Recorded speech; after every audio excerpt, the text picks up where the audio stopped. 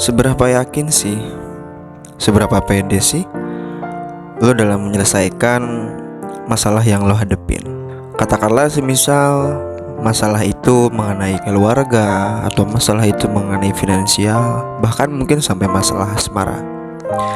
Kemudian lo coba deh bayangin, hal terbesar apa yang menghalangi lo buat menyelesaikan masalah itu? Semisal lu nggak ada yang bantu gitu kan, atau ya lu menyelesaikan masalah itu sendirian, atau kondisi finansial lo yang mungkin belum stabil sehingga lo nggak bisa menyelesaikan masalah itu. Dan gue yakin sih bukan pada keduanya, bukan kedua hal itu yang menghalangi lo dalam menyelesaikan masalah yang lo hadepin, tetapi halangan terbesar dari semua itu adalah diri lo sendiri. Lo nggak pede, lo nggak yakin kalau lo bisa menyelesaikan masalah yang lo hadepin. Dan sampai pada akhirnya lo sendiri nggak ngapa-ngapain, atau mungkin sampai lebih parah, lo menghindari masalah tersebut. Dan menghindari masalah hanya akan melahirkan masalah baru. Coba deh lo bayangin, lo bisa nyelesain masalah itu dengan pede, dengan penuh keyakinan lo mungkin akan ada pada tempat yang berbeda dengan lo yang sekarang. Tapi gimana sih caranya biar kita tetap pede dan juga kita tetap punya keyakinan penuh dalam menyelesaikan sebuah masalah yang kita hadapi? Oleh karena itu, di sharing session kali ini gue bakalan sharing kunci jadi pede dan penuh keyakinan dalam menghadapi dan menyelesaikan masalah yang lo hadapi dalam kehidupan sehari-hari. Self-efficacy. Apa yang disebut dengan self-efficacy? Kemudian kenapa sih kok self-efficacy ini penting buat kita pelajarin? Dan langkah-langkah apa aja sih yang bisa meningkatkan self-efficacy kita dalam menjalani kehidupan sehari-hari? So, dengerin aja podcast ini sampai habis, karena gue yakin banyak banget nanti insight yang bisa lo ambil dari sharing session kali ini. Self-efficacy bisa bikin lo lebih pede dalam menghadapi masalah yang lo hadepin. Dan self-efficacy ini bisa disebut juga sebagai soft skill ya, dimana lo bisa pelajarin dan bisa lo tingkatkan. Apa sih yang disebut dengan self-efficacy itu? Kalau misalkan kita mengacu terhadap definisi atau mengacu pada bahasan ilmiah, menurut Bandura, self-efficacy adalah penilaian kita terhadap kemampuan diri sendiri untuk mengorganisir atau mengeksekusi aksi-aksi untuk mencapai tujuan yang diharapkan. Simpelnya gimana nih? Simpelnya tuh kayak gini. Sampai mana kita percaya kalau kita bisa mencapai sesuatu? Simple, nice, and easy. Biar lebih simpel lagi, gua kasih contoh nih. Misal ada dua orang di dalam sebuah organisasi. Katakanlah satu namanya itu Arya dan satu lagi namanya Surya. Dalam dunia organisasi ini, lo perhatiin tuh gimana kinerja mereka berdua, si Arya dan si Surya. Arya itu selalu bisa nuntasin apapun tanggung jawab yang dikasih sama dia. Orangnya aktif dan semangat, dan setiap ada kendala di dalam dunia organisasi, dia selalu nyari solusi yang paling efektif. Karena motonya Arya ini, apapun masalahnya, pasti gua solusinya. Sedangkan Surya ini 180 derajat berbanding terbalik dengan Arya. Dia ini sering ngeluh, dia kalau misalkan dikasih tanggung jawab kadang berantakan. Bahkan dia mungkin pernah bilang kayak, gua gak mau tuh ngurusin itu, soalnya itu bukan tanggung jawab gua sendiri. Soalnya dan pasti banyak alasan. Dari kedua orang itu, Arya dan juga Surya, kita dapat menyimpulkan kalau self-efficacy-nya Arya itu lebih tinggi, sedangkan Surya memiliki self-efficacy yang belum tinggi. Kemudian muncul pertanyaan, Bang, apakah self-efficacy itu penting? Jawabannya adalah penting karena dengan self efficacy yang tinggi bisa ngebantu kita nyelesain masalah dan mencapai tujuan yang kita harapkan. Karena ya dengan beberapa alasan, kayak misal yang pertama, tanpa self efficacy sama dengan lo gak gerak sama sekali. Bahasa kasarnya itu ya lo kalah sebelum lo bertanding. Atau kalau misalkan kita ambil dari bahasan-bahasan orang-orang Sunda itu, keok memeh dipacok.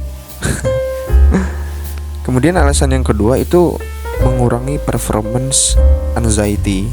Simpelnya itu kayak gimana? Self efficacy ini bakal ngebuat lo lebih tenang pada saat lo nyelesain masalah. Jadinya lo lebih luwes dan ya mungkin lebih santai juga ketika lo ngadepin sebuah masalah. Dan tentunya dengan lo mengharapkan hasil yang lebih maksimal. And then jadinya penting banget buat lo punya self efficacy yang tinggi dalam menjalani kehidupan sehari-hari. Karena hidup itu bagaikan puzzle yang harus nunggu dikelarin semuanya. Lo harus ngelarin masalah lo dengan pasangan lo. Lo harus ngelarin tugas kuliah lo dan berbagai tuntutan-tuntutan lainnya. Dan itu semua masalah yang perlu lo kelarin satu persatu. Selesai satu lo taruh satu, selesai dua lo taruh, kemudian sampai ya mungkin selesai masalah semuanya. Dan buat nyelesain semua itu lo butuh self efficacy. Kemudian muncul nih pertanyaan lagi, gimana sih cara buat ningkatin self efficacy? Ada beberapa hal sebetulnya. Hal yang pertama mungkin adalah pengalaman ya. Ketika lo pernah mengalami pengalaman yang sulit dan lo bisa ngelewatin itu, maka itu bisa meningkatkan self efficacy lo. Misalnya lo ngalahin juara bertahan yang udah bertahun-tahun sebelumnya, kemudian tiba-tiba lo ikut berkompetisi, kemudian lo memenangkan lomba itu, maka itu seenggaknya bisa ningkatin self efficacy di dalam diri lo. Dan itu tergantung dari tingkat kesulitannya sih. Misal orang yang lu kalahin ini ya orangnya biasa aja gitu, dia bukan juara bertahan dari juara-juara sebelumnya, itu juga bisa meningkatkan, tetapi ya ningkatinnya cuman dikit aja gitu. Karena berbeda orang yang berkompetensi yang kita kalahin dengan orang yang biasa aja yang udah kita kalahin. Selain dari pengalaman, ketika lo pernah ngalahin seorang yang memang kompeten, maka self efficacy lo akan meningkat. Itu ada hal-hal yang lo bisa kerjain ketika lo sendirian. Contoh semisal dalam lomba tarik tambang, lo dengan teman-teman lo berusaha sekuat tenaga semaksimal mungkin untuk mengalahkan lawan. Nah, ketika lo memenangkan kondisi tersebut, lo memenangkan lomba itu, lo memenangkan lomba tarik tambang itu kurang berpengaruh terhadap self efficacy lo. Karena kenapa? Itu adalah hal yang memiliki kontribusi bukan cuma dari lo, tapi dari orang lain juga. Ada yang misal dari si A, dari si B, mengumpulkan tenaga dan kekuatan yang maksimal sehingga kita bisa menangkan lomba itu. Berbeda ketika semisal lo berhasil mendaki gunung tertinggi di Pulau Jawa sendirian, pasti self efficacy lo itu bakal lebih tinggi dan bakal lebih meningkat. Selain dari hal-hal yang udah gue sebutin tadi, ada statement yang mungkin bisa ngebuat self efficacy ini bisa naik dan turun. Salah satunya adalah dengan statement dengan usaha semaksimal mungkin. Pernah gak sih lo dalam sebuah pekerjaan atau dalam sebuah project atau dalam sebuah usaha, lo udah berusaha semaksimal mungkin tetapi hasilnya tetap gagal, sehingga muncul pandangan bahwasannya yang maksimal aja masih gagal, gimana lagi kalau gua ngerjainnya setengah-setengah. Nah, itu ya mungkin analisis dari pengalaman ya. Sedangkan yang lainnya juga masih ada sih. Hal berikutnya yang bisa ningkatin self efficacy lo adalah self persuasion. Gimana tuh simpelnya self persuasion itu? Self persuasion itu ketika ada ucapan dari temen atau sahabat atau dari keluarga lo, yang mana si ucapan itu bisa mendorong pada satu hal. Contoh, gue yakin banget sih lo bisa buat ngerjain project A. Bro, gue yakin banget lo pasti bisa dapetin dia. Itu yang gue sebut dengan self persuasion. Dan at least itu bisa ningkatin self efficacy lo. Selain dari self persuasion, ada hal lain yang mungkin bisa mempengaruhi self efficacy lo bisa naik atau turun, yaitu adalah fisik dan juga mental. Coba lo bayangin ada satu pelari maraton yang dia besok akan lomba, kemudian ketika malam dia bergadang dan makan mie, kemudian dia melakukan hal-hal gak sehat lainnya, sehingga pada waktu besok harinya dia merasa sakit perut. Nah itu kan pasti berhubungan dengan self efficacy-nya dia gak siap buat ikut maraton gitu kan. Makanya harus mempersiapkan fisik dan juga mental. Atau kita mungkin ambil contoh lain, ketika lo mau ujian atau lo mau bekerja, tetapi sebelumnya lo diputusin sama pacar lo, itu pasti bakalan berpengaruh terhadap self efficacy yang lo punya. Oke. Tetapi yang tadi dibahas adalah mengenai sisi teoritis. Nah sekarang yang paling tercepat atau saat ini kita bisa ngerubah atau kita bisa ningkatin self efficacy kita lebih tinggi itu apa? Yaitu ada dua hal sebetulnya. Tips yang pertama adalah rational comparison atau perbandingan yang rasional. Jadi lo harus membandingkan antara apple to apple gitu kan. Jadi lo nggak bisa tuh membandingkan antara bubur ayam dengan KFC gitu kan, karena itu bukan dari apple to apple. Maksudnya gimana? Bandingkan diri lo dengan sesuatu yang paling rasional.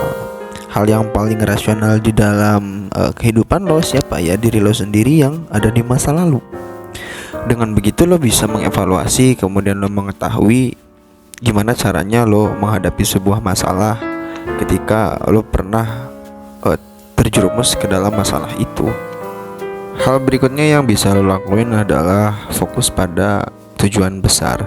Ketika lo gagal pada satu momen dan momen itu berhubungan dengan hal atau tujuan yang pengen lo capai, lo bisa membuat itu sebagai pembelajaran aja. Lo bisa membuat itu sebagai kenikmatan di dalam proses yang lo jalani ketika lo ingin mencapai tujuan yang lebih besar. Kemudian poin yang nomor 3 adalah surround yourself with positive people. Karena mau bagaimanapun juga, lingkungan itu punya pengaruh besar. Lingkungan itu akan berpengaruh gimana cara lo berperilaku. Semisal lo sekarang berada dalam lingkungan yang pesimistik, mereka kerjaannya bergadang, mabuk-mabukan, main cewek, berjudi dan juga lain sebagainya. Secara nggak langsung itu nanti akan berpengaruh terhadap diri lo. Itu akan membentuk bagaimana cara lo berperilaku.